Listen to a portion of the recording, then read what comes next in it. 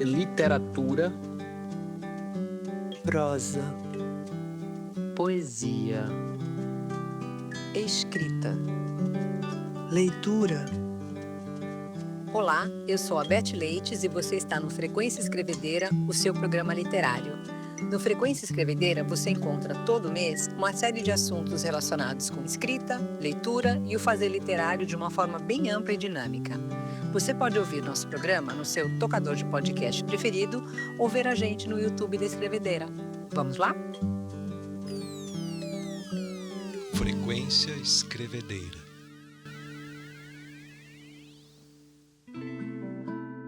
Na prateleira.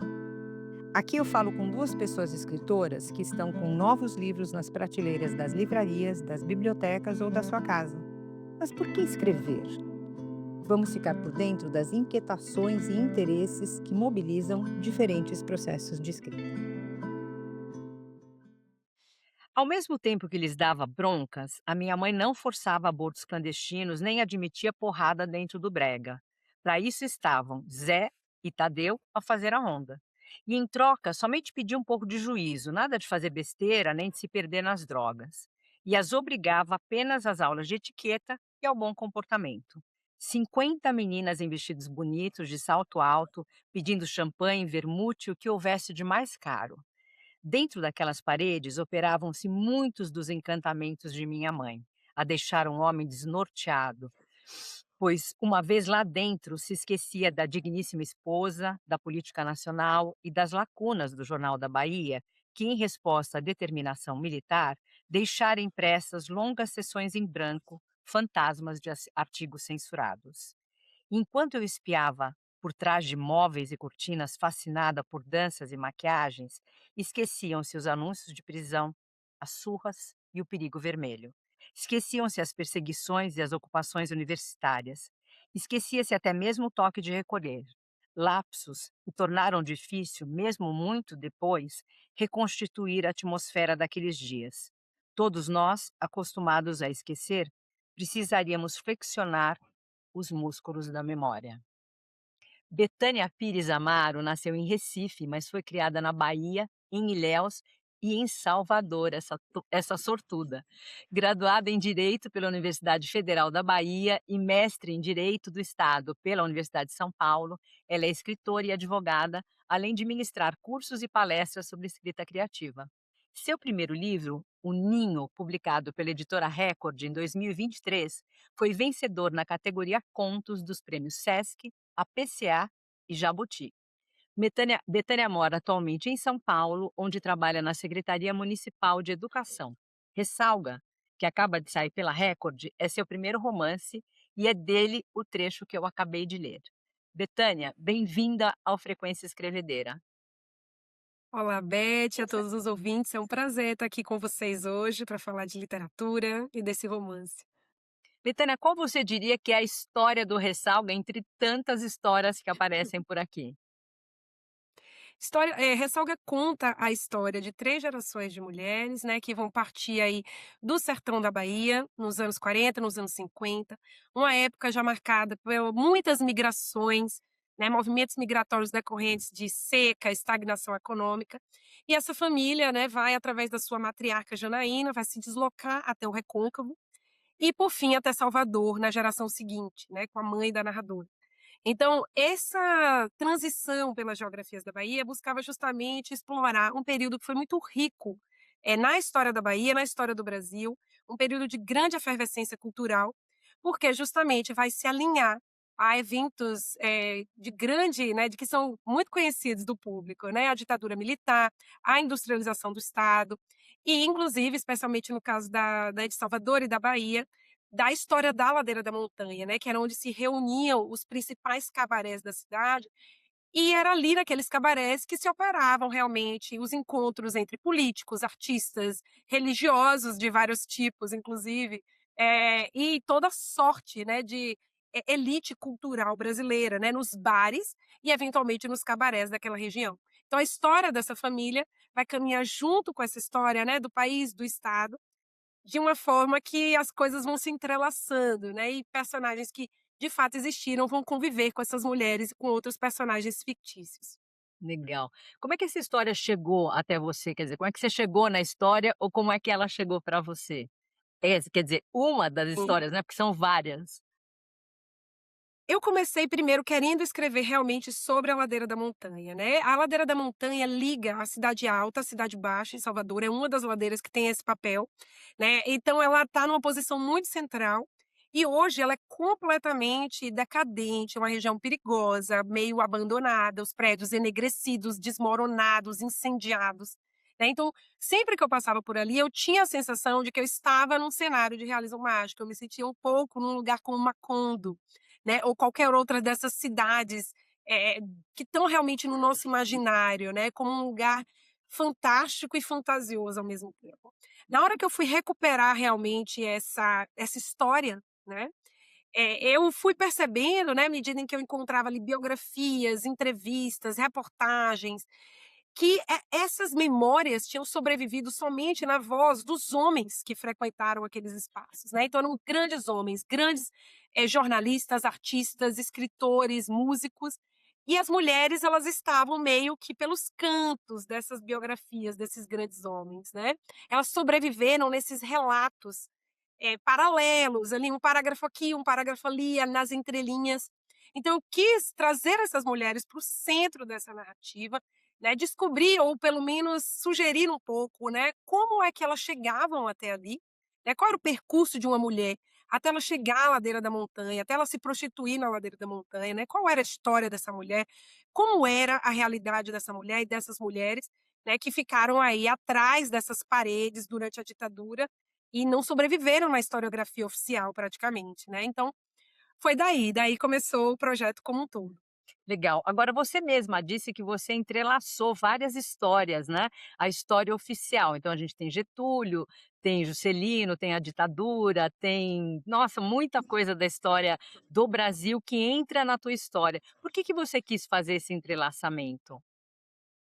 Quando eu parti para o processo de pesquisa, Beth, eu notei que realmente esse período entre 50 e 70 foi um período muito rico, tanto para a história do país como para a história da Bahia. E a história dessas mulheres, ela não passava, ao largo, né, dessas grandes influências políticas, sociais, as mudanças culturais que foram sendo observadas, né. Então o próprio papel do Centro Histórico de Salvador está muito relacionado à sua função política e à sua função enquanto realmente centro ali dos prédios estatais, dos encontros oficiais, e de toda a vida daquela cidade, né. A própria ideia, né, de uma mulher, né, a própria compreensão de uma mulher que passa, né, gerações submetidas a determinados tipos de violência, já é um assunto que necessariamente é politizado, né. Então, quais eram essas violências que eram cometidas contra essas mulheres? Como era ser mulher no Brasil naquele período, né? É tão diferente assim de ser mulher no Brasil hoje? O que é que a gente pode deduzir tanto de violências que são fáceis de identificar, porque são condenadas pelo Estado e pela sociedade, mas também aquelas outras, né, que a gente acaba passando batido. Esse é um tema muito caro para mim, que já vem na minha obra como um todo, já vem no meu primeiro livro, investigar também violências familiares, violências entre mulheres de uma mesma família e violências em lugares onde normalmente não se enxerga essa violência, né, em espaços que são, mais institucionalizados ou, digamos assim, sancionados pela sociedade. Dentro daqueles espaços, como um casamento, por exemplo, é como se a violência não existisse, né. Então o livro busca tensionar esses tipos diferentes de violência e dar essa contextualização política que é essencial para compreender esse tema. Betânia, emendando, você acabou de falar do seu primeiro livro, que é um livro de contos. Eu queria que você me dissesse o que que muda, né, para aumentar o fôlego para um romance e trazer tudo isso que você falou para dentro dele, né? Inclusive com essa Sim. estrutura não linear, com essa polifonia super rica que você tem, com essas dezenas de vozes aí que a sua narradora convoca para contar essa história. Como é que foi entrelaçar tudo isso num livro de menos de 200 páginas, 220 páginas, quer dizer, é impressionante, 221 para ser exata. Beth, então, essa história, né, quando eu pensei realmente em trazer, né, essa historiografia paralela, né, de uma história de uma família de mulheres, né, e como essa família se entrelaçava aí com todos esses outros acontecimentos políticos, eu vi claramente que o conto não daria conta, né, de narrar uma história que ia se passar ao longo de todas essas décadas. Então, desenvolvi o romance pensando muito nesse aspecto formal, né, em como traduzir para o leitor uma experiência em que ele se sentisse realmente transportado para o Brasil ali de 1950, 1960 e para a Bahia especificamente em 1950, 1960, 1970, né, e vivesse aquele caldeirão cultural que estava acontecendo, né, aquele caos político e aquele tanto de coisa ao mesmo tempo, né. Então, além da ditadura militar, a gente estava aí com o movimento hippie, a gente tinha Tropicália no seu auge, no seu boom, a gente tinha OVNIs sendo avistados, ao longo de todo o Brasil, de todo o estado, a gente tinha toda a questão da crise de abastecimento, industrialização do estado, era muita coisa mesmo Uhum. acontecendo. E eu queria que o leitor ele se sentisse arrastado, né, como num rio, né, as águas fazem realmente todo esse papel simbólico nesse livro. As águas estão presentes em diversas camadas dessa história. Uhum. Então eu queria realmente que o leitor tivesse essa experiência de ser carregado, de não encontrar muito pé, né, e de ser levado com alguma violência, né, por esses acontecimentos e por essas personagens. Então, essa polifonia e esse trabalho formal de linguagem foi algo que eu encontrei para tornar essa experiência maximalista, exatamente como era maximalista viver no Brasil e na Bahia e em Salvador, né, durante essas décadas, décadas muito ricas culturalmente e, enfim, cheias de acontecimentos Uhum. políticos. Eu sinto que ainda há muitos livros que podem ser escritos sobre esse período. Legal. Mudou muito o teu processo de escrita? Porque eu sei que você tem um trabalho formal, além da escrita, você é mãe. Como é que foi, Sim. se dedicar a um romance de fôlego como esse, né, e condensar tão bem tudo isso que você está falando? Porque a gente realmente se vê nesse turbilhão que você está descrevendo. Que legal. Olha, realmente é um malabarismo, né, que enfim, a escritora que é mulher, que é mãe, faz para encaixar a escrita, né, no tempo, que é um tempo muito precioso para mim, né. O meu contato com a literatura, é eu acho que eu nunca passei um dia na minha vida, eu já passei vários dias sem escrever, mas sem ler, eu acho que eu nunca passei um dia na minha vida sem ler, é algo que realmente está muito presente no meu cotidiano, é a forma pela qual eu me encanto pelo mundo, pela qual eu descanso a minha mente, inclusive, né, da realidade. Então, realmente, quando algo é, assim, tão poderoso dentro da gente, a gente acaba encontrando um jeito de fazer, né, mas sem subestimar os desafios que a mulher realmente encontra para entrar, nessa questão de conseguir conciliar, né, todas essas tarefas ao mesmo tempo. Então era aí, era noite, era de madrugada, era fim de semana, era férias, né, tudo voltado a esse romance. Legal. Bom, você falou do realismo mágico, né. Por outro lado, além da história, né, com H maiúsculo que a gente tem na história, para conviver com a Janaína, a Graça, a Flora, essa mulherada toda, você traz elementos encantados, como o boitatá, a mulher que vira peixe, a mulher que precisa de lastro para não sair voando, a mulher de roxo. O Garcia Marques dizia que esse termo realismo mágico é de fora para dentro, que aqui na América Latina a realidade é mágica, que ele não inventa nada. Você se filia a esse pensamento? Ou então qual foi a função desses elementos mágicos na sua história? Por que que você quis também trazer isso, que é tão bonito? Beth, foi muito, muito legal essa sua pergunta, porque realmente conversa com alguns aspectos bem originários do livro. Como eu mencionei, né, ao passar pela ladeira da montanha, eu já sentia que ali havia uma história a ser contada, né, que eu estava ali dentro de um cenário que me evocava o realismo mágico de obras de referência, como a do Garcia Marques, né. Então, foi algo que acabou caminhando muito junto desde o início, né, em que eu decidi escrever sobre a ladeira da montanha, mesmo porque algumas das violências que estão trabalhadas no livro, elas casam muito bem com esse olhar lírico, né, que permite o realismo mágico, um olhar que é um pouco mais sensível e um pouco mais indireto, talvez, sobre essas violências. Mas quando o livro ficou pronto, por exemplo, eu passei o livro, né, por leitores da Bahia e aqui de São Paulo, principalmente, né, enfim, pela minha editora, Ana Lima Cecílio, que está aqui em São Paulo, e o corpo de editoras. E foi muito interessante que houve uma diferença de leitura. E para o leitor da Bahia, aquilo não estava tão perto, assim, de um realismo mágico, né, como coloca o Garcia Marques, aquilo era a realidade. Era a realidade, né, e eles compraram a visão de todas aquelas personagens, especialmente da narradora, né, que é uma mulher muito movida pelo sobrenatural e pelo místico, né. E já aqui em São Paulo, na leitura das editoras aqui de São Paulo, né, que não estavam familiarizadas, por exemplo, com a Mulher de Roxo e alguns outros elementos do romance, né, tanto que a gente acabou optando por deixar isso bem claro, que a Mulher de Roxo de fato existiu, né, logo no início do livro. Elas tiveram uma leitura que de fato era um romance de realismo mágico, né, mas foi interessante notar que houve essas 2 leituras diferentes, e o livro ele cria, né, seja com base da leitura do leitor, né, com base nas experiências e vivências desse leitor, nas próprias crenças desse leitor, ele vai acreditar na narradora em determinados momentos, né, e outros leitores mais céticos talvez não acreditem, né, e já considerem essa narradora muito não confiável, uma narradora de quem se desconfia. E o livro ele cria, além disso, uma mitologia própria, né, uma mitologia que realmente está ligada, às mulheres dessa família. Todas elas, dizem, né, exibir uma determinada habilidade sobrenatural, né, que está Uhum. ligada também à história dessa família, à história da terra, à história da Bahia, e que também se vincula às águas e às crenças, né, dessas mulheres. Então, uma multiplicidade de crenças também povoa as páginas de ressalva. Era algo que foi muito caro para mim, porque a Bahia é diversa. Então, essa diversidade de tudo, de cultura, de religiões, de temperos, de cheiros, de sons e de águas, eu queria que tudo isso estivesse ali dentro. Maravilhoso. Betânia, obrigada por esse drops, né, por essa conversa tão rápida, por essa lindeza que é Ressalga. Foi um grande prazer ler mais um livro seu e maior ainda falar com você, te ouvir falando dele. Muito obrigada, Betânia. Eu que agradeço, Beth, a toda a equipe da Escrevedeira, pelo trabalho lindo que vocês fazem. Eu, inclusive, amo podcast, então é uma alegria estar aqui falando com vocês. Obrigada, muito obrigada. Um beijo.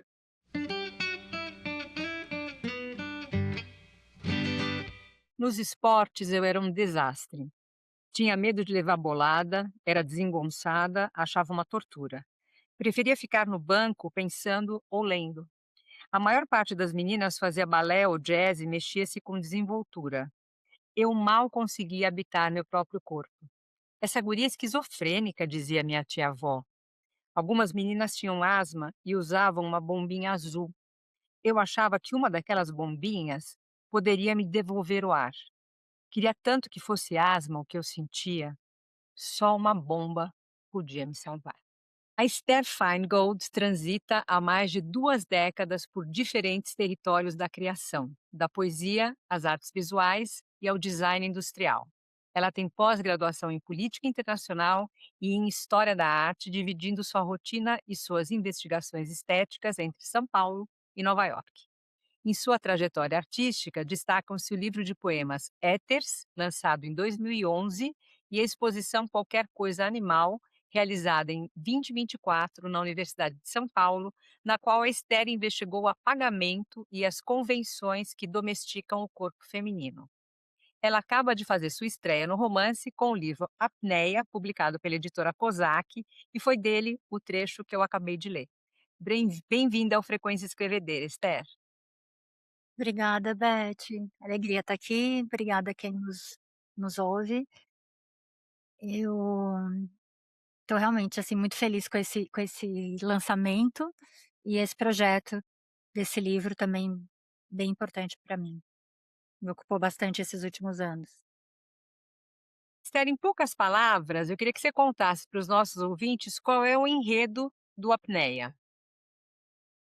Então, uma mulher, ela está em apneia com fôlego suspenso após um diagnóstico de uma depressão resistente a todos os remédios, e vários médicos sugerem que a única alternativa é um tratamento de eletrochoque, e ela decide fazer, sabendo que um dos riscos, ou o maior dos riscos, é perder parcialmente, uma parte da enfim, parcialmente, né, já uma parte da memória.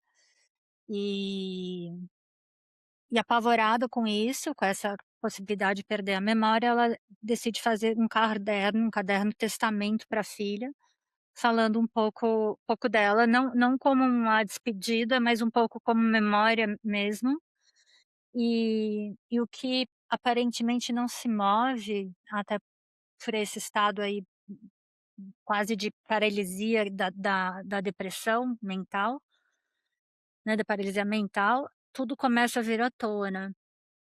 E e a carta não é para um leitor universal, né, é para uma menina de 15 anos, tentando transmitir memória sem transmitir todo o veneno, sem pedir perdão, sem procurar consolo, como tentativa de passar a herança sem passar contágio. Ah, muito bom isso. E de onde veio esse chamado, Esther, para escrever um romance? Era algo que você já acalentava, que você queria fazer em algum momento? Bom, da poesia eu nunca saí, assim, acho que é um gênero que a gente, sei lá, não sai, é um estado que opera com uma urgência. O romance ele apareceu, eu acho que como um recipiente mais amplo para o poema, e também por essa urgência de ser uma carta-testamento, e essa mulher escreve nesse espaço de 20 dias, entre o momento que decide, né, escrever esse caderno até o dia em que ela vai para o procedimento. Então eu acho que o romance ele,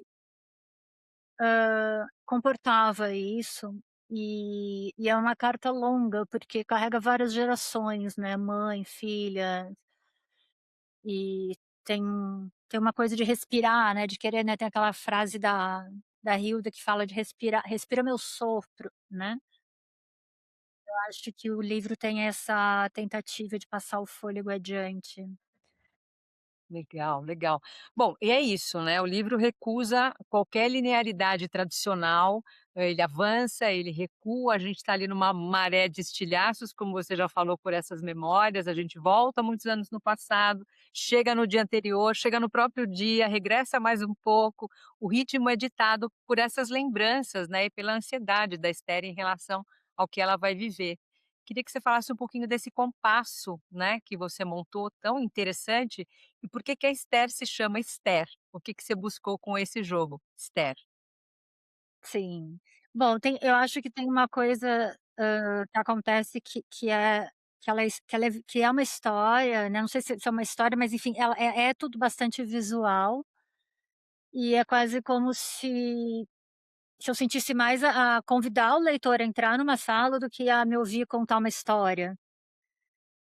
Então eu acho que isso vem muito da coisa de pensar a escultura, a instalação, esse olhar por vários ângulos, imaginar uma escrita, tridimensional, onde o tempo, a narrativa ela não seguisse essa linearidade do tempo, mas sim o da respiração, que é também uma outra forma de contar o tempo, né. Que E lindo. e o nome Esther é interessante, porque não me passou em nenhum momento colocar outro nome. E eu acho que ele tem essa coisa do significado de estrela, de esconderijo. No hebraico, a raiz, ela tem algo de ocultar. Tem uma expressão, hester panim, que é ocultar a face que se vira. E e a própria história bíblica da rainha de Esther, ela se disfarça de outro personagem, né, para conseguir se infiltrar, enfim, ela se esconde até onde não é mais possível. E eu acho que o livro tem esse compasso de muitas mulheres caladas, mesmo silenciadas, traumas guardados, que vai aflorando. E entre a autora e a narradora, não sei se tanto como reflexo, mas mais como uma ruptura interna de como se vê, né, o que que são os planos de carne, o que que é esse plano do espelho. Acho que me interessa pouco, assim, a pergunta: "Ah, isso aconteceu", né, mas é mais essa coisa, isso corta, isso um pouco para minha filha foi bem difícil, logo que ela leu, a primeira coisa que ela falou: "Eu quero uma lista, mãe, uma lista de tudo que é ficção, tudo que é verdade, tudo que é". É. Então existe, né, essa obviamente essa curiosidade, e sobretudo de quem é tão próximo, mas, e o nome causa ainda mais, né, essa Sim. Sim, sim, ele faz essa provocação para quem lê, né, não tem Provocação, como. exato. Legal, Esther. É isso que você falou, memória é um tema essencial do seu livro, né, quer dizer, tem essa coisa de escrever para não esquecer, para não ser esquecida, de alguma forma para se apresentar para essa filha, né, contar uma vida marcada por muitos traumas, tem uma hora que eu acho lindo que ela fala: "Seriam as memórias a enfermidade e sua perda a cura?". Parece que nesse processo ela vai se entendendo, né, Esther, ou pelo menos nos fazendo achar que a gente entende a origem da dor e da depressão dela. Faz sentido É, isso? faz, porque tem o tempo todo é como se as dores viessem, né, enfim, desse passado de lembranças, mas ao mesmo tempo o medo agora é esquecer e eu sou tudo isso que eu lembro, né, a memória é é a identidade, e eu acho que ela vai se dando conta, assim, de alguma forma ao longo, né, dessa escrita. E também que lembrar não é restaurar o que se perde, né, mas também é um pouco organizar a falta disso, né, tornar um pouco habitável, né, esse lugar do que se foi, do que se perde, do que a memória não captura mais, aquilo que desbotou numa fotografia, né. Então acho que a gente vai tentando, sei lá, desenhar esse outros contornos. Essa trama veio de onde, Esther? De onde surgiu a ideia desse livro? Bom, eu senti eu para mim foi quase como uma urgência de escrever, de colocar isso no papel. Eu tinha bastante esse pensamento, esse viés para memória, em tudo que eu fazia, fosse, enfim, eu acho que poema, artes plásticas, enfim, artes visuais, memória sempre me interessou bastante, e e nesse caso para mim veio como uma urgência, pelo que eu passava na minha vida pessoal, junto com uma vontade muito grande de, acho que de encontrar uma voz, de que não sucumbisse, não no sentido jamais de achar a literatura como terapia, mas mesmo como exercício de exorcismo, como o que eu precisava passar. Eu acho que tem uma coisa interessante que você citou, né, quer dizer, nesse processo da Esther organizar essa memória, né, se rememorar, ela também acaba reorganizando a história da família dela, né, e que é uma família em que as mulheres passaram por apagamento, por silenciamento, né, que sofreram e se calaram aí por décadas. Dessa forma, a Esther acaba até enfrentando o que as outras se recusaram ou não puderam nomear, né. Para você, então, a literatura também pode ajudar a quebrar ou pelo menos problematizar esses pactos de silêncio que a gente acaba fazendo com a vida? Acho que esses gestos aí, esses pactos, enfim, quebrar não é simples, né, as mulheres, essas todas naadas, elas se calaram por razões, de sobrevivência, vergonha, proteção, eventualmente amor, e esse silêncio que já me incomodou muito, né, e hoje eu tento ver com um pouco ten tentar ver com até com mais empatia para ver que não como uma falha, mas como havia uma dificuldade muito grande de nomear o que essa domesticação que elas passavam.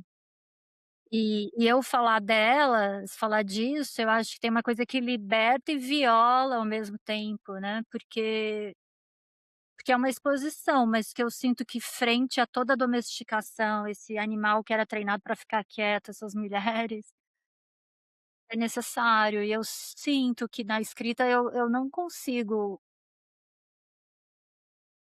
seria muita pretensão querer salvá-las, sabe, resgatá-las, mas eu tento abrir a jaula, sabe, minha vontade é essa, de abrir uma jaula para que aquele bichinho domesticado, aquele animal frágil, sabe, saia, seja feroz, morda, sabe, tenha uma voz, Bom, tenha Esther, vontade. o nosso tempo aqui é limitado. Eu queria te agradecer muito por esse romance tão duro, tão delicado. Recomendo muito a leitura de Apneia, é um livro que mexe muito. Te desejo que venham outros e agradecer muito por essa conversa rapidinha que a gente teve. Obrigada, eu que agradeço. Deixo um beijo em todos. Obrigada. Obrigada. Em curso por aqui. Nesse bloco, eu converso com pessoas incríveis que vão dar cursos ou oficinas na escrevedeira no próximo mês. Aí você já fica sabendo dos temas e provocações que trazem informação, diversão e com certeza vão inspirar boas reflexões durante e depois de cada encontro. De 12 de agosto a 2 de dezembro, o escritor Julian Fuchs estará à frente do curso online Existir em Estado de Palavra, um coletivo de discussões literárias na escrevedeira. Julian é doutor em teoria literária pela USP e autor dos romances autoficcionais A Resistência, de 2015, vencedor dos prêmios Jabuti, Saramago e Ana Zegers, e A Ocupação, de 2019, os dois pela Companhia das Letras. Ele escreveu também os livros Procura do Romance, pela Record, em 2012, Romance História de uma Ideia, de 2021 e Lembremos do Futuro, de 2022, os dois pela Companhia das Letras. Bem-vindo ao Frequência Escrevedeira, Julian. Legal ter você aqui. Obrigado, Beth. Olá a todos, todas. Satisfação estar conversando com vocês. Bom, Julian, você já ofereceu esse curso na Escrevedeira em outros momentos, né? De onde surgiu a ideia de propor esse tipo de curso? Bom, na verdade não é que eu já ofereci, o grupo é um grupo continuado que já tem 2 anos e meio de duração e que a cada semestre se renova, né? Mais pessoas entram, vão se somando e a gente vem compondo algo como um coletivo de discussões literárias, né? A ideia surgiu justamente porque eu vinha dando cursos muito fechados, em que eu já tinha plena noção do que ia dizer, né? Talvez pela formação acadêmica em teoria literária, isso me levava sempre a dar cursos que tinham um roteiro muito fechado, muito decidido de partida, e eu sentia que teria mais graça para mim mesmo e no diálogo com os participantes que houvesse mais dinamismo, que houvesse mais espontaneidade, que as questões fossem surgindo ao longo do processo, né? E aí passei a fazer esse tipo de encontro num modelo, num formato que eu ainda não conhecia de nenhum outro lugar, né? A proposta veio num momento meio eureka, e se eu fizesse algo que trouxesse alguma novidade, alguma espontaneidade a cada semana, né? Na esteira também da passagem, eu sou romancista, mas sou também cronista, né? E a cada semana descubro um assunto novo a tratar Bacana. na minha coluna, na coluna que eu tenho no UOL. E achei que esse formato, esse modelo podia ser remetido a um programa na escrevedeira, onde semanalmente uma nova questão, um novo assunto eu trago à tona e entre todos acabamos debatendo. Legal. Eu ia perguntar justamente sobre isso, né, se você já pensou em alguns temas para esses encontros que vão começar agora em agosto, e você pode adiantar para a gente alguns desses temas. Bom, são sempre os meus temas cativos, né, eu tento fugir daquilo que eu já sei melhor, mas é claro que eu retorno muitas vezes às mesmas questões, né. Então a teoria do romance, a história do romance são questões que me mobilizam muito, para pensar sempre o romance contemporâneo, para discutir o momento da literatura. Acho que o tempo inteiro a gente está muito ligado a um certo presente da literatura, a um dever ser ou um poder ser da escrita literária no nosso tempo, só que com esse olhar que visita o passado, né, que passeia por autores de outra época, que debate teorias, que debate questões fundamentais, impasses, paradoxos, visitando também os gêneros, né?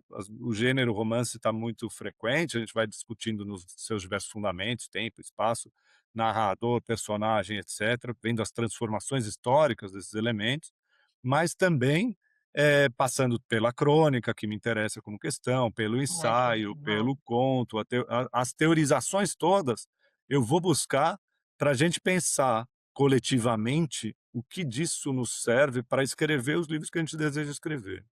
Legal. Em geral, nesses grupos você tem escritores ou você também tem grandes amantes de leitura? A princípio, essa proposta é uma proposta de um coletivo de escritores, né, Tá. mas é isso, a gente tem os perfis mais diversos, tem pessoas que se aproximaram porque gostam de ler e estão muito atentas à literatura contemporânea e querem entender um pouco melhor esse fenômeno. Há alguns que são já escritores experientes, que já publicaram livros importantes, outros que são mais iniciantes, e tem essa diversidade maior no Que grupo, legal. que torna também o grupo muito interessante. Legal. Bom, eu vi que a dinâmica começa com uma apresentação expositiva sua de cerca de 1 hora, depois seguida de um debate aberto e de uma leitura. Eu queria que você me explicasse um pouquinho essa dinâmica, qual é a função dessa exposição inicial, do que você, em geral, trata ou pensa tratar nessa nova turma, e o que vocês leem no final desses encontros, com que objetivo? Então, a princípio, como a ideia era um coletivo de discussões literárias, né, se a gente do zero começasse a discutir uma nova questão só postulando uma interrogação, talvez se esvaziasse, né. Então a proposta era criar um pouco mais de estofo ali naquela discussão. Então eu abasteço a discussão de alguns argumentos, de algumas questões, de alguns olhares, posições são muito próprias, muito pessoais, mas depois disso, o cerne talvez esteja na discussão que se cria na sequência, né. Esse momento expositivo fala de muita coisa, como eu vinha explicando, das teorizações e etcétera, mas também tem muito apelo para a escrita, em direção à escrita, as interrogações sobre mercado editorial, sobre crises narrativas, né, sobre o Legal. terror, pavor diante da página em branco, sobre solidão, sobre angústia no ato da escrita. Então, convoca bastante a cada um falar da sua experiência, né. Acho que isso acaba entrando, em jogo muitas vezes. A gente vai debater grandes questões, a gente vai debater elementos mais polêmicos, controversos de um fazer literário hoje, mas também tem essa troca de experiência individual, né. E essa segunda parte do encontro, né, essa meia hora de um debate, sempre é muito, rica e muito sensível, porque vem essas vozes de diversos cantos, né. Uhum. Uma das vantagens da gente estar sediado online é justamente que a gente tem uma pluralidade enorme de Uhum. referências, de experiências, né, de vários lugares do Brasil, de fora do Brasil, né. Tem gente morando no Japão, que está participando no Uhum. horário invertido, e vem aqui e vai falar um pouco de como se dá certo mercado editorial por lá, tal como ela pode observar como escritora brasileira. Então tem uma miríade de visões e de posições sobre o fazer literário, de experiências pessoais de escrita e de publicação, e essa segunda parte é a parte do debate dessas diversas visões, né. Para não ser uma coisa idêntica a cada vez, o assunto eu altero nessa primeira, exposição inicial, né. E aí a meia hora final de leitura é que a cada encontro, a apresentação, a leitura de um texto de um dos participantes, né.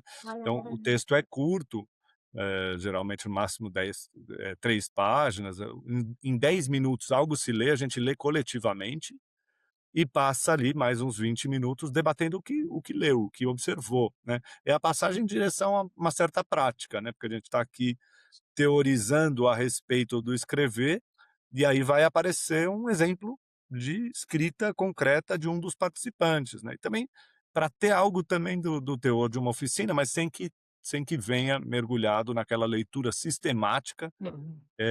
das obras de cada participante, né. Então cada um traz aquilo que considera exemplar do que tem a apresentar, ou então aquilo que produz mais dúvida, mais inquietação Uhum. nesse autor, nessa autora. Estou em dúvida se isto presta ou não presta, se isso produz o efeito que eu desejo que produza ou não, né. Então passa a vir esse momento de debater os textos dos participantes, eh, como não é esse o cerne do grupo, não toma grande tempo, né, é só essa meia hora final, mas também aí, eu acho que produz uma coletividade boa, sabe. Legal. É, e você já entra de novo, a gente está super antenado aqui, que é justamente a apresentação do curso, você fala que a consequência dessa dinâmica acaba sendo, e agora eu cito, formar um coletivo, uma pequena comunidade de leitores e escritores dispostos a existir intensamente em estado de palavra. Então, eu queria que você explicasse um pouquinho essa ideia, Julian, de criar um espaço de pensamento literário compartilhado. Como é que tem sido essa experiência para você e para as pessoas que têm te acompanhado? Isso tem sido, acho que a parte mais gratificante, mais bonita do processo, né, porque, a coisa tem o seu grau, a ideia veio de mim, é mais individual o ponto de partida, é mais autoral a primeira hora em que eu apresento uma questão, mas o sentido original era formar criar um coletivo, né, pelo gosto de discutir literatura, porque eu acho que todo mundo ali, e eu mesmo na vida, sempre tive enorme interesse, sempre foi fundamental como escritor para mim, reunir com amigos e debater as coisas que a gente está escrevendo e as coisas que a gente está pensando sobre literatura no nosso tempo, né. E aí essa reunião com amigos, na informalidade da vida social, passa a ganhar uma estrutura aqui neste lugar. E com o tempo, acho que a coletividade que eu estava chamando de coletividade bonita, é porque as pessoas estão se aproximando mesmo umas das outras, estão se Uhum, conhecendo, mais densamente, mais intensamente ali naquele grupo, e mais até do que eu esperava, né. O grupo tem uma permanência desses 2 anos e meio, vai se consolidando, vão se consolidando amizades inclusive, né. A cada fim de semestre a gente organiza um encontro presencial de quem pode. E uhum, acontece também de estarem vários participantes do grupo na Flip ao mesmo tempo, ou em outro uhum, lugar, na Feira do Livro do Pacaembu. E aí vão acontecendo esses encontros que vão aprofundando as relações, né. Com o uhum. tempo as pessoas são muito leitoras umas das outras, né, vão nos lançamentos umas das outras, conhecem as suas obras mais do que aqueles trechinhos lidos no grupo em si, e, acho que vai se partindo e se rompendo aquela ideia que a gente tem da literatura como muito solitária, né, é um ofício muito solitário, é um ofício de contato só com a própria língua e às vezes só com os próprios pensamentos, né. Então a ideia é romper esse excesso de solidão no ato da literatura e passar a algo um pouco mais gregário, né, um pouco mais agregador, né. Perfeito, perfeito. Mulher, então muito obrigada por ter dado essa palhinha aqui do que é esse curso pra gente, e obrigada por ter estado aqui com a gente no Frequência Escrevedeira. Bom, espero que tenha suscitado interesse em algum ouvinte por aí, em alguma ouvinte, e, enfim, sintam-se todos à vontade a se aproximar, lugar abertíssimo a quem desejar participar dos mais diversos perfis, todos são bem-vindos, porque a diversidade é justamente aquilo que nos atrai mais. Legal, legal. Olha, bom, o curso Existir em Estado de Palavra, um coletivo de discussões literárias, vai acontecer de 12 de agosto a 2 de dezembro, às quartas-feiras, e com duas turmas. Uma das 10 às 12 e outra das 19h30 às 21h30. Lembrando que os cursos da Escrevedeira ficam gravados e disponíveis por 60 dias depois do término das aulas. Não perde.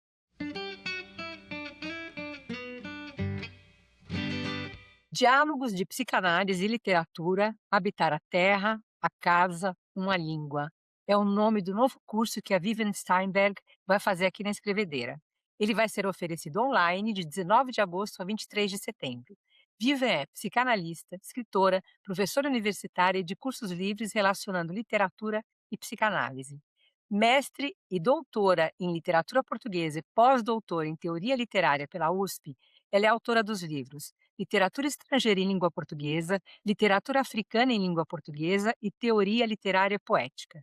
Vivian participa também das formações clínicas do Fórum do Campo Lacaniano de São Paulo, do LatesFip USP e da Rede Clínica do Laboratório Jacques Lacan. Bem-vinda ao Frequência Escrevedeira, Vivian. Obrigada, Beth, e muito obrigada por essa apresentação, e que alegria estar aqui com vocês e com todo o pessoal que vai nos ouvir, né. Eu estou muito alegre, muito feliz de participar de novo aqui de um novo curso para apresentar aqui na Escrevedeira, né. Legal. Então, como é que surgiu a ideia desse curso, Vivian? Qual é a questão central que você quer trazer dessa vez para as pessoas? Então, eu sempre quando eu começo a pensar num curso, esse especificamente da escrevedeira, né, vem algum tema muito importante para mim, que já apareceram em outros textos, em outras conversas, enfim. E eu estava conversando com uma amiga psicanalista também, e a gente estava pensando eu pensei sobre casa, eu falei: "Não, vou falar sobre casa, sobre lar, esse tema que é tão abrangente". E a casa tem muito a ver com essa coisa de pertencimento, né, de pertencer, não pertencer. Então, por um lado, tem toda uma literatura, principalmente quando a gente fala de literaturas de mulheres, que eu não gosto muito desse termo, mas enfim, né, a Virginia Woolf vai falar "O Teto Todo Seu", né, é o título de um ensaio que ela vai feminista, né, que ela fala que as mulheres precisam de um teto todo seu. E por outro lado, que é uma mulher burguesa, né, europeia, do do começo do século passado, enfim. Aí, por outro lado, tem a Carolina Maria de Jesus, que vem de outro lugar, mas ela também coloca como título dos seus livros as habitações, né. Legal, Só para veja. lembrar, né, não sei se o pessoal sabe, né, na Carolina Maria de Jesus, que eu falei, é o quarto de despejo, né, casa de alvenaria, são os títulos do livro dela, eu não citei, mas estou Legal. citando agora. Na sinopse, você indica que, a partir da hipótese do Freud sobre o inconsciente, você pretende convidar os participantes a pensar e discutir ideias de casa, lar, abrigo, exílio, como você acabou de falar, refúgio e pertencimento. Como é que você vai fazer isso no curso? Então, se a gente pensa pela psicanálise, eu quero introduzir um texto que eu já trabalhei até em curso aqui na Escrevedeira, que é o Inquietante, do Freud, né, o Inquietante tem vários tipos, tem várias traduções, que é um Heimlich, né, o Infamiliar, o Inquietante, é um texto de 1919, se eu não me engano, eu sou péssima em datas, e que ele trabalha justamente essa questão de que o mais íntimo pode ser o mais estranho. E aí eu trago aqueles 2 contos muito fundantes, vai, da literatura do mistério, que é o Edgar Allan Poe, né, com A Queda da Casa de Usher, e com o Cortázar, que é Casa Tomada, que vai na mesma linha, né, vamos dizer assim, né. Então, é muito apaixonante de como a casa, que é uma casa da herança, e eu vou chegar nessa coisa da herança, da hereditariedade também ao longo do curso, porque tá aí, tá no horizonte, também é disso que se trata um pouco quando a gente pensa em casa. Então, assim, a verdade é ampliar como desse tema muito, familiar para todo mundo né, vai ter alguma, vai, quando a gente fala em casa, vai ter alguma associação ou várias, né. E então é um pouco esse percurso, sim. Muito bom. Você falou também, quer dizer, antes da gente entrar no curso, eu até falei com você antes de a gente começar a entrevista, que eu tenho um interesse muito grande por esse diálogo da psicanálise com a literatura, né? E o título do seu curso já começa com isso, Diálogos de Psicanálise e Literatura. Porque nos encontros e clubes de leitura, etc., a gente vê a presença muito grande de psicanalistas, psicólogos, psiquiatras. Eu queria que você falasse um pouquinho dessa retroalimentação que tem aí da literatura com a psicanálise, como é que funciona esse diálogo para você? Para mim já está dentro da minha própria formação, né, porque a minha formação foi toda em letras e literatura, principalmente, em poesia mais fundamental ainda, né, mas por outro lado eu comecei a me interessar, eu comecei a estudar a psicanálise, justamente para ter palavras para poder ler na Cristina César, porque foi o tema do meu pós-doutorado. Então, eu achava que a crítica literária, que todas as questões da literatura não tinham palavras para eh, poder entrar. Nesse curso específico, a gente pode pensar já, como a gente tem o Freud, né, eu não sei se a gente vai conseguir chegar no Moisés, no texto do Moisés do Freud, mas esse primeiro texto, Inquietante, é um texto de psicanálise que vai entrar em inconsciente, né, então, assim, o que que é o inconsciente? É claro que na literatura o inconsciente está ali o tempo todo, né, em texto de ficção ou de poesia, tanto faz, mas tá aí, porque é humano, né, é do humano isso. Mas, então, quando a gente lê um texto ou assiste um filme com um viés, com essa amplidão de pensar o inconsciente, de pensar a psicanálise, ela vai criar outras camadas. Então, um pouco sobre isso. Perfeito. Eu vi na sinopse do curso que ele vai ter 6 encontros divididos em 3 duplas, é isso? Como é que você vai fazer a dinâmica e os tópicos que você quer tratar nessas duplas de encontros? Eu pensei em duplas, porque assim, primeiro, eu vi que não caberia em 4, geralmente eu faço um curso em 4 aulas, eu falei assim: "Não, é muito extenso, não que vai dar para caber tudo que eu gostaria, mas a gente vai fazendo uns adequados, né". Então no primeiro e segundo encontro, a ideia é pensar mesmo o que que é lar, o que que é abrigo, o que que é casa, né, corpo, porque não dá para a gente pensar casa sem pensar corpo, que também é nosso habitat aqui, né. E a linguagem. O terceiro e quarto, aí é o contrário, né, quer dizer, ao contrário, é aquele desconforto, aquele ser expulso do lar, né, daí a gente vai falar de exílio, de lugares que se destroem, né, territórios, que não dá para a gente não falar, né, não falar da Palestina, por exemplo, né, aquela coisa horrorosa que a gente não consegue lidar com isso. É isso mais ou menos esses 4 primeiros encontros. O quinto e o sexto, né, que seria isso, eh, eu queria trabalhar alguns casos de expulsão de território. Por exemplo, o caso do Belo Monte, que é no mesmo país. No mesmo país, né, então toda uma habitação, né, todo um mundo que acabou e que as pessoas foram expulsas. Claro, a gente vai falar um pouco da Palestina, com os textos também tudo fragmentado, né, a Conceição Evaristo vai para um outro lado, né, então seriam esses 2 últimos encontros, estudar mais casos de como isso é grave, essa expulsão no país, como não é só simplesmente sem morar em outro país, né. Seria Perfeito. por aí.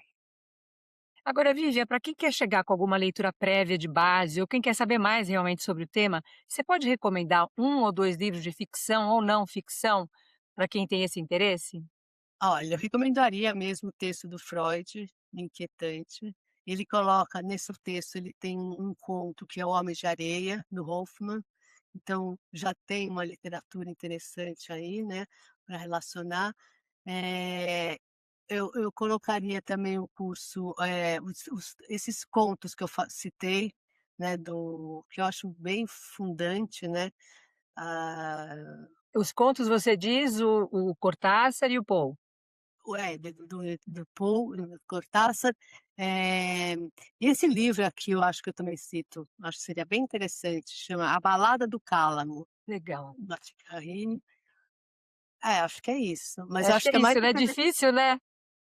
porque vai abrindo, né, você vê Aham. as coisas vão abrindo, então, acho que se pegar a bibliografia mesmo do curso, talvez dar uma percorrida nesses textos que a gente vai trabalhar, seria interessante. Legal, Vivian. Muito obrigada por falar um pouquinho desse curso que, pelo visto, vai ser lindo e que seja um sucesso. Ah, obrigada a vocês aí pela audiência. E Beth, venha assistir também, Ah, vai ficar muito eu feliz. vou.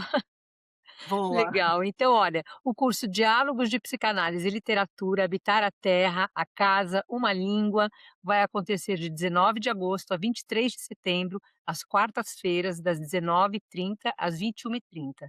Lembrando que os cursos da Escrevedeira ficam gravados e disponíveis por 60 dias após o término das aulas. Não perde.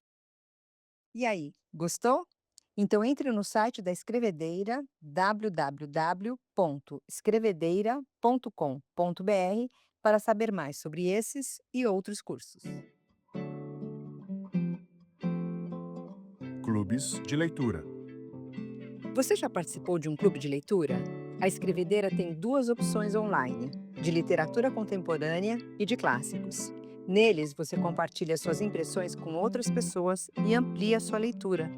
Vamos ver quais serão os livros dos 2 clubes no próximo mês? O clube de leitura Clássicos da Escrevedeira de agosto vai acontecer no dia 4, primeira terça-feira do mês, das 7h30 às 9 da noite, online.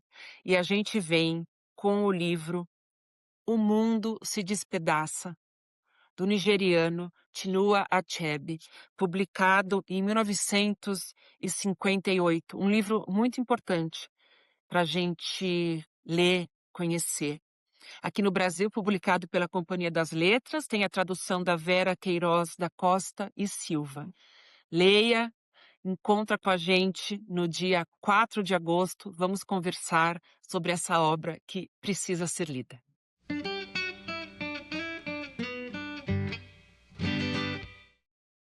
O Clube de Leitura Literatura Contemporânea, de agosto, vem com uma obra do Coetzee, do sul-africano Coetzee, não o livro mais recente dele, mas um livro lá publicado em 1983, que a gente gosta muito, Vida e Época, de Michael Kay.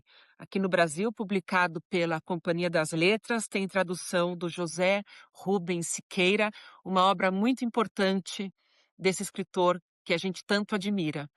O clube acontece no segundo sábado do mês, dia 8 de agosto, das 10h30 ao meio-dia, online.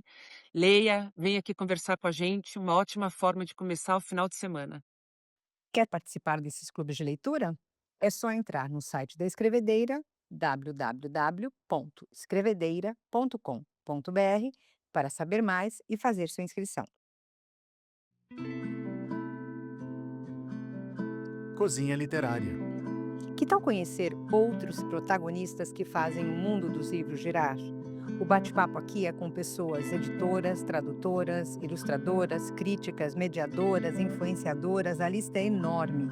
Bora falar com esse povo? Começamos agora a cozinha literária do quarto episódio do Frequência Escrevedeira. A alegria é enorme de receber duas pessoas que eu admiro muito e que fazem um trabalho incrível de transposição de grandes clássicos da literatura para outras linguagens. O Fido Neste para HQ e o Josué Limeira da Silva Júnior para cordel. É de fato maravilhoso o que eles fazem. O Fido trabalha com ilustração e quadrinhos há mais de 30 anos. Seus desenhos podem ser vistos no jornal Folha de São Paulo e na revista The New Yorker, assim como em capas e livros de várias editoras. O Fido ilustrou Os Lusíadas em Quadrinhos pela Peirópolis, em 2006, A Máquina de Goldberg pela Quadrinhos na Companhia, em 2012, e a versão HQ de 1984 do George Orwell, também pela Quadrinhos na Companhia, em 2020. Com esse trabalho, ele foi finalista do Prêmio Jabuti e vencedor do Eisner Awards, traduzido para 16 idiomas e publicado em mais de 20 países. O Fido acaba de lançar O Elemento pela Quadrinhos na Companhia. O recifense Josué Limeira é escritor, poeta e cordelista, pós-graduado em Tecnologia da Informação. Ele foi indicado ao Prêmio Orgulho de Pernambuco na categoria Literatura, foi finalista do Prêmio Jabuti em 2016 com O Pequeno Príncipe em Cordel e semifinalista do Jabuti em 2026 com Vidas Secas em Cordel. O Josué escreveu também Revolução dos Bichos em Cordel em 2020 e Alice no País das Maravilhas em Cordel em 2026, todos publicados pela Ielofante. Bom, depois disso tudo, né? Fido e Josué, muito bem-vindos ao Frequência Escrevedeira. É uma alegria, uma honra enorme ter vocês dois aqui juntos. Boa tarde, Beth. Boa tarde, Josué. Prazer estar falando aqui com vocês. Muito obrigado pelo convite e vai ser um prazer conversar e entender melhor da arte do Josué também. Um abraço para a Beth e para Fido. Me sinto muito à vontade e muito feliz em estar participando com vocês, desse momento tão especial. Legal, queridos. Bom, Fido, vamos começar do começo já, né? Como é que o HQ entrou na sua vida e em que momento você decidiu trabalhar mesmo com essa linguagem? Então, Beth, na verdade, a maior parte da minha carreira foi trabalhando com ilustração, ilustrando textos de matérias para revistas, jornal até hoje eu trabalho também, revistas, e também fazendo capas de livros e etc. Mas o quadrinhos sempre foi uma paixão muito antiga, desde que eu era criança, assim, que eu fazia as minhas próprias historinhas, assim, tenho centenas de historinhas que eu elaborava e criava as minhas histórias. Então, depois de boas décadas trabalhando com ilustração, eu tive a sorte de receber convites de editoras para fazer essas adaptações de quadrinhos, primeiramente a dos Lusíadas em 2006, e aí foi meio que os quadrinhos foram meio que tomando uma parte significativa da carreira, assim, brigando não, né, juntamente com as ilustrações. Então hoje eu fico meio dividido entre essas duas áreas. Legal. Josué, e você? Eu queria que você dissesse primeiro o que que o cordel representa para você e quando é que você decidiu escrever cordel? O cordel entra na minha vida também, assim, na infância, quando eu vou visitar muito o sítio dos meus avós, que eram cultivadores de algodão, né, o Ouro Branco da Paraíba, e a gente escutava aquelas histórias lá de assombração, os cantadores, os contadores de histórias, os cordelistas, né. Então ela já entra na raiz mesmo, na infância, que eu acho que é a fase da vida da gente onde a gente vai percebendo, da melhor maneira e leva isso para o resto da vida, né. E, o cordel a importância dele na minha vida é porque ele, além de ser centenário, né, e a voz de um povo, né, o cordel não tem dono, é uma literatura raiz, e isso é muito significativo. Quando eu comecei a ganhar alguns concursos culturais usando a literatura popular, a poesia popular e cordel, chamou a atenção de um colecionador do Pequeno Príncipe, de Exupéry, em suas diversas linguagens, né, traduções. Disse: "Josué, por que é que você não escreve O Pequeno Príncipe em cordel?". Aí ele entra em definitivo como uma coisa a ser trabalhada como livro e como de uma forma até profissional.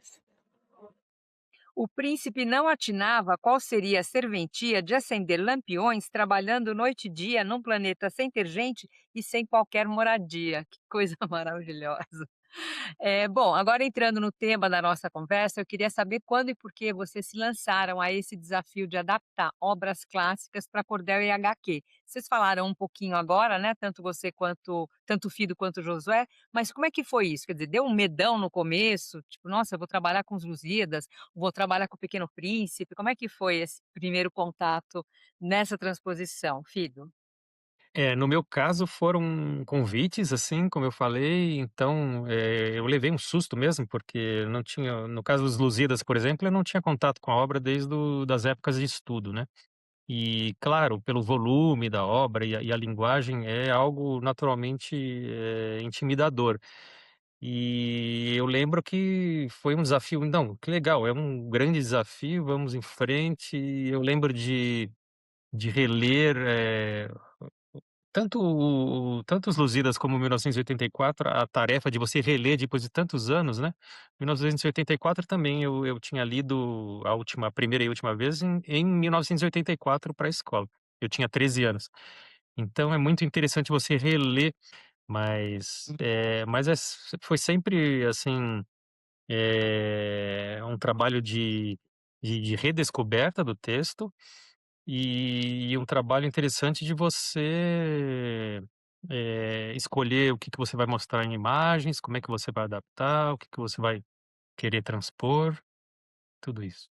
Legal. Josué, e você? Por que esses 4? Foi alguém sugeriu? Você sugeriu algum deles? Como é que você chegou nesses 4 títulos? Primeiro eu queria dizer que você é uma boa declamadora de cordel, viu. Achei lindo a declamação aí do Pequeno Príncipe e do Acendedor de Lampiões, né. Eh, Foi assim, teve situações distintas, né. Antes mesmo de eu me lançar aos livros, daquela história lá da internet que o colecionador falou, eu coloquei, na internet, né, procurando ilustrador. Apareceram alguns e a gente terminou afinando com o Vladimir Barros, né, que e estamos trabalhando até hoje nessa parceria. Então vamos lá, o Pequeno Príncipe, eu acho que foi o maior desafio externo, não por causa da escrita, apesar do livro ser um recortes e mas ele é bem linear, tendo seus recortes, mas foi o desafio dele estar entrando num domínio público, né, e ele não é só um livro, ele é um império, de coisas que, são comercializadas, né, de toda a marca O Pequeno Príncipe, né. Então, a gente escutava coisas do tipo assim: "Rapaz, você tem certeza que você quer fazer isso? Tá certo, tu tem coragem, né?". Então a gente foi escutando isso, mas eu estava muito tranquilo, porque as ilustrações já não era de Exupéry, né, não era as aquarelas de Exupéry, a gente já tinha esse ganho, e a gente não mantinha, vamos dizer, o texto em prosa, a gente fazia tudo em cordel e colocava todo o nosso Nordeste dentro do Pequeno Príncipe. Então, o Pequeno Príncipe é uma oportunidade. Na pandemia, eu decidi fazer a Revolução dos Bichos, é aquele momento bem significativo de uma revolução, de uma transformação no mundo, que eu chamei na época de Revolução do Vírus. Depois eu ia fazer a Alice, né, que eu disse: "Ó, homenageei o menino, os animais, agora tem que ser as mulheres". Mas aí entrou em domínio público o Graciliano Ramos, né, e aí nós fizemos Vidas Secas e logo depois Alice. Que legal. Não, e são lindas as ilustrações. Quem está vendo a gente pelo YouTube, está vendo que eu estou mostrando aqui, absolutamente maravilhoso, essa Alice nordestina maravilhosa, é meio uma Maria Bonita, uma Alice meio É. Maria Bonita maravilhosa. Bom, aí continuando, justamente, eu acho que vocês já estão tocando em alguns temas que eu acho relevantes, que é o fato de vocês operarem com linguagens que têm identidades visuais e textuais muito fortes, né, no caso o quadrinho e o cordel, eu imagino que faça com que vocês tenham que tomar algumas decisões em relação à obra original, né? O que que deve ficar e o que deve ser alterado para caber na obra de vocês. Como é que são essas decisões? Josué e depois o Fido. Como é que você decide, Josué, o que que fica e o que sai? Eu procuro escrever livros, que não são tão longos, né. Então e aí tem uma estratégia também, do ponto de vista, tanto literário como comercial, porque mantendo a essência das obras, eu consigo fazer chegar às escolas como adoção, né. Então minhas adaptações são para livros, curtos, vamos dizer assim, onde eu consigo manter a essência, a moral da obra total, praticamente toda, né. Então eu mantenho, eh eh, boa parte, eu diria que 90 e tantos por cento da essência da obra original. E aproveitando a deixa para falar um pouquinho das ilustrações. O Pequeno Príncipe a gente faz um brincante entre o armorial e a xilogravura. No Revolução dos Bichos a gente fica claro que é o construtivismo russo, aquela coisa geométrica, assim, saindo, né.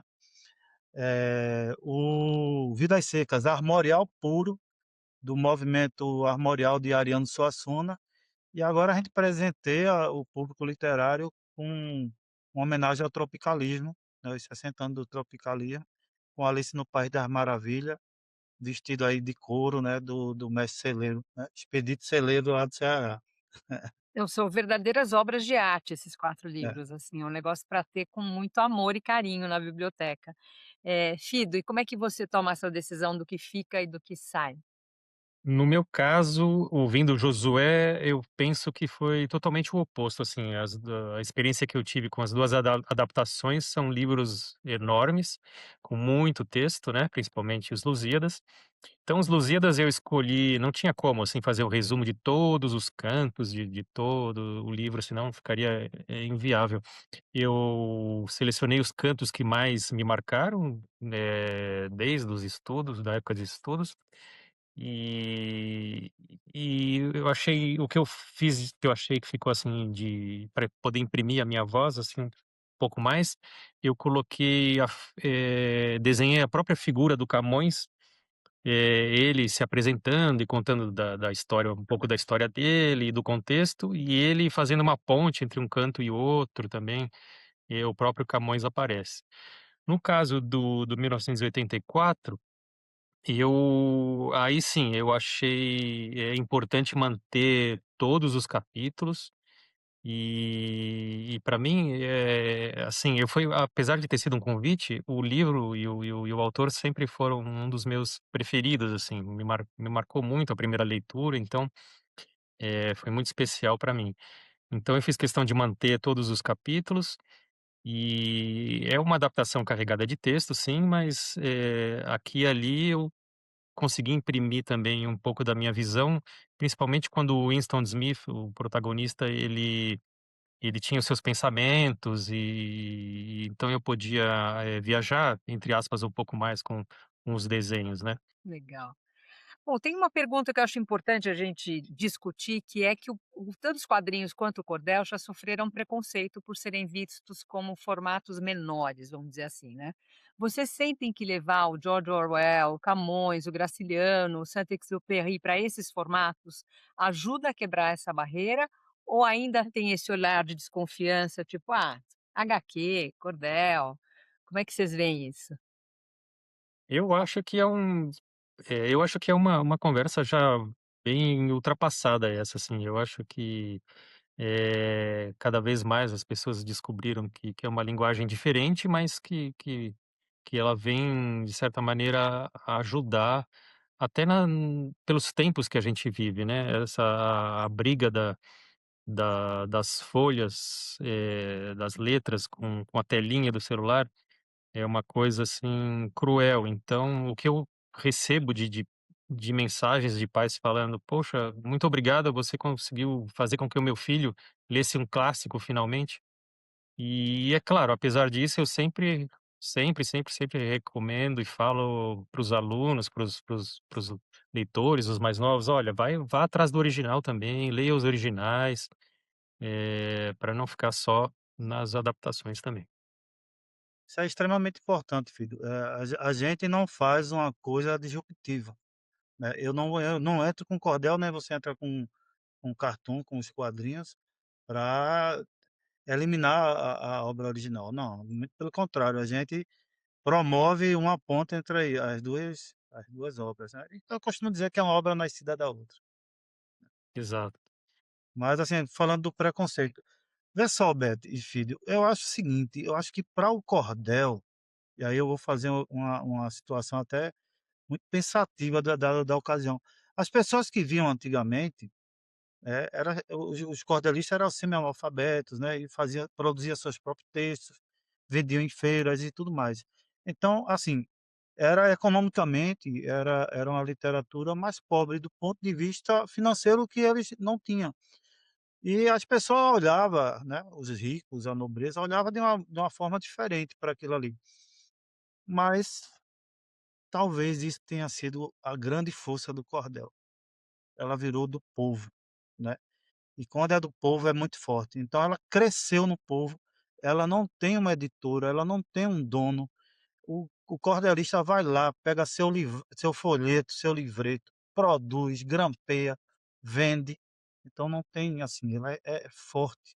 Então, eu sou considerado um cordelista contemporâneo, né, mas o cordel hoje, você vê, nós fomos no Pequeno Príncipe, além de ser finalista do Prêmio Jabuti, nós viramos enredo de escola de samba da Tom Maior, né.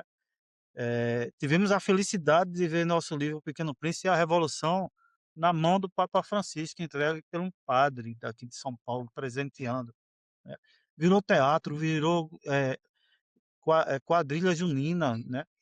Então, assim, é uma economia criativa que vai gerando outras.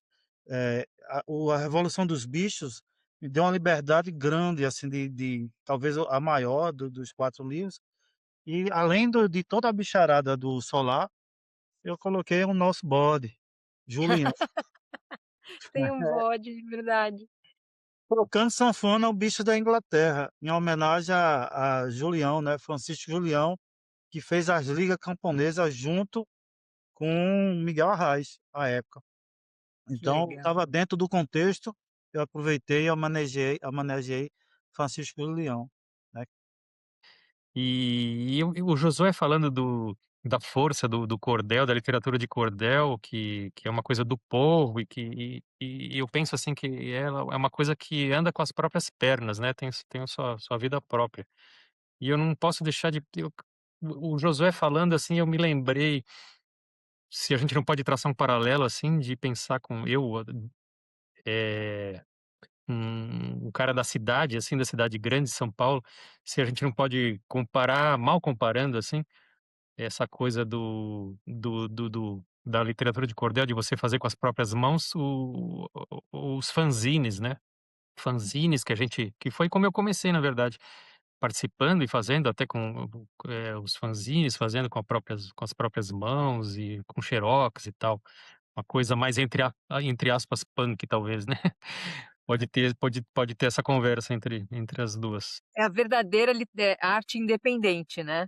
É, que anda com as próprias pernas e é autossuficiente. Fala, Josué. Essa correlação é fantástica, eu acho que vai com xilogravura, que se mexe com todos eles começaram a xilogravura é na madeira mesmo, né, então Spray, né, na cidade, desculpa, spray, spray, grafite na e cidade, J. Borges, assim, fazendo toda aquela história porque se tem uma literatura que ela tem um casamento com a ilustração, é o cordel, né. Ela tem. Alguns livros nem ilustração existe, né, mas o cordel tem que ter pelo menos a capinha, assim, né. Essa daqui eu fiz Severino Bitbit e o ChatGPT, uma brincadeira com a inteligência artificial. muito bom. É Severino fantástico. Bitbit e o ChatGPT é muito bom. É. E no ritmo de Genival Lacerda, né, que dá aquela música, quem não conhece, Severina, Chique Chique, Aí eu fiz: "Quem não conhece, Severino Bitbit, que nasceu para dar trambique e sua vida melhorar. Achou um chip e estava oxidado, levou para casa calado, começou a esfregar". Ele vai fazer um robô que responde para a população as perguntas do cotidiano, né, e erra tudo. Que Muito bom. loucura, Josué, meu Deus. Muito bom. Bom, Fido e Josué, eu poderia, óbvio, como eu sempre falo, continuar horas conversando com vocês, vocês são maravilhosos, o trabalho de vocês é incrível. Muito obrigada por essa conversa, muito obrigada por esse trabalho tão cuidadoso que vocês fazem. E você que está ouvindo a gente aqui no Frequência Escrevedeira, conheça e acompanhe a obra desses dois artistas maravilhosos. Muito obrigada, Fido, e muito obrigada, Josué. Muito obrigado, Beth, pelo convite. Muito prazer te conhecer, Josué. Vou atrás do seu trabalho. Gostei muito já do aperitivo. Bacana. Vou me despedir me apresentando em cordel, que eu acho que eu não fiz no começo, né. Sou Não? Josué, posso fazer agora. Sou Josué dos Limeiras, da Paraíba Sagrada, nascido sou de Recife, minha cidade amada. Sou capa de boa fé, sou tomador de café e de cerveja gelada. Sou poeta, cordelista e também sou escritor. Meus versos são como chá, de folha seca e de flor. Sou comedor de cuscuz, devoto do bom Jesus, sou o poeta do amor. Um abraço a Lindo, todos. maravilhoso. Muito obrigada por essa conversa. Lê pra gente? Nesse momento do Frequência Escrevedeira, a palavra é sua. É só gravar um vídeo na horizontal, com cerca de 1 minuto de duração, lendo um trecho de um livro que você adora. Vai ser uma alegria ver e ouvir você lendo pra gente. Vem? Olá, meu nome é Mel Siciliano, eu sou bibliotecária aqui no Rio de Janeiro e eu vou ler para vocês um trecho do livro A Tatuagem de Pássaro, da autora iraquiana Dunia Mihail, tradução de Beatriz Negreiro Geminiani e publicado aqui no Brasil pela editora Tabla. Era uma vez um imperador chamado Gengis Khan. Ele expandia seu império por meio do derramamento de sangue, do genocídio e da invasão de cidades. Quando estava em seu leito de morte, encarregou seu neto de continuar suas conquistas iniciadas na Ásia. Seu primeiro alvo foi a biblioteca, conhecida pelo nome de Casa da Sabedoria. Ele jogou no Rio Tigre todos aqueles livros que eruditos e literatos se empenharam em compor, até as águas do rio ficarem tingidas de negro. Por que o primeiro alvo foi a biblioteca? Porque ele sabia que a biblioteca era um símbolo de orgulho e força do povo de Bagdá naquele tempo. Dizia-se que o mundo todo se abre em suas mãos no momento em que você abre um livro. Eu escolhi esse trecho porque, apesar dele não ser o cerne da obra, ele fala da importância das bibliotecas, do quanto elas sempre são ameaçadas quando narrativas estão em disputa e do poder que os livros têm de abrir janelas para novos mundos. Quer participar também? Então grave um vídeo como esse que você acabou de ver ou ouvir. Não esqueça de dizer o seu nome, de onde você é, o título do livro, escritor ou escritora, tradutor ou tradutora, se for o caso, editora, número de páginas e, é claro, por que você escolheu essa obra. Atenção para estar num lugar com pouco barulho e colocar o celular na horizontal. Depois é só mandar o seu vídeo para o WhatsApp 11 94499 0141. O que mais tem na escrevedeira? A escrevedeira desenvolve outras atividades além dos cursos e oficinas. São viagens, aulas abertas, eventos especiais, leituras de originais e muito mais. Agora é hora de conferir tudo o que acontece por aqui. A história que eu estou escrevendo para em pé tem consistência? É interessante? Tem alguma coisa que eu poderia fazer para melhorar o livro que eu gostaria de publicar? Como eu posso lapidar o meu texto? Essas são algumas das inúmeras dúvidas que atormentam as pessoas que já escreveram um livro e gostariam de ter sua escrita lida e avaliada profissionalmente. Pois esse é um dos serviços que a Escrevedeira oferece, a leitura crítica de originais. Para saber como funciona esse trabalho, eu converso agora com a Noemi Jaffe, escritora e sócia-diretora da Escrevedeira. Bem-vinda, Noemi. Obrigada, Beth. Muito obrigada. Uma alegria participar de novo desse podcast, Frequência Escrevedeira. Noemi, o que é exatamente a leitura crítica de um original? Quanto tempo dura esse processo? Como ele funciona? Conta um pouquinho para gente. Então, a gente na escrevedeira percebeu que havia uma demanda bastante grande por parte dos alunos e também de outras pessoas, de terem, como você mesma disse, o seu original lido por um profissional, porque a gente escreve, por mais que a gente já tenha experiência, de tanto contato que a gente tem com o texto, a gente acaba perdendo a noção, né, do que ele realmente representa, se ele tem valor, quais são os problemas. Então é muito bom quando a gente consegue, ter um olhar externo sobre esse texto e um olhar realmente neutro, né, que não está preocupado em passar a mão na tua cabeça, não tem Uhum. uma pessoa querendo lá só te elogiar, e também não uma pessoa que vai ficar só te criticando. Então, os profissionais que trabalham com isso na escrevedeira, com essa leitura crítica, são escritores já com muita experiência, que têm vários trabalhos já feitos de revisão, de preparação de texto, né, que é um tipo de revisão mais profunda, que mexe com o estilo. Então a gente resolveu oferecer esse trabalho também na escrevedeira para as pessoas que sentem essa necessidade, que eu acho que todo mundo tem. Muito legal. Vocês vão fazendo apontamentos no texto, indicando o que pode melhorar? Como é que Isso, isso. A leitura crítica da escrevedeira, ela passa por 2 etapas, né. A primeira etapa são esses apontamentos feitos diretamente no texto. Então, essa palavra tá demais, melhor trocar esse adjetivo por um outro, as frases são muito longas, você poderia cortar, ou corta esse trecho inteiro, enfim, são esses apontamentos bem particulares e, além disso, depois do texto inteiramente lido e anotado, tem um relatório mais geral apontando quais são os problemas do texto, quais são as qualidades, por que caminhos o autor poderia seguir para tentar reverter essas questões mais complicadas. legal. E como fica a garantia de sigilo, direitos autorais? Porque eu acho que muita gente fica insegura em compartilhar um texto pronto. Como é que é essa É. garantia? A gente tem esse contrato, né, de confidencialidade, então é só realmente entre quem escreveu e quem está fazendo o trabalho de leitura crítica, não passa mais pela leitura de ninguém, e isso pode ser acordado até legalmente, se a pessoa sentir necessidade disso. Ótimo. E o relatório final que você citou agora é tipo o trabalho de um editor? Qual é a diferença desse relatório? É isso, né? Eu acho que é bem parecido. Às vezes, eu acho até que é ainda mais, cuidadoso do que um editor de editora que está trabalhando com vários livros ao mesmo tempo, né, que tem aquele prazo para cumprir, enquanto que o leitor crítico descomprometido de um emprego ou de ter uma entrega, né, ele lê com mais cuidado, mais neutralidade, mais imparcialidade. Então, eu acredito que é até um trabalho prévio ao trabalho do editor, mas muito profundo também. E imagino que cada caso é um caso, mas pode ter retorno, por exemplo, eu recebo um primeiro relatório, essa leitura crítica, daí eu trabalho, posso criar uma relação, assim, de uma segunda leitura?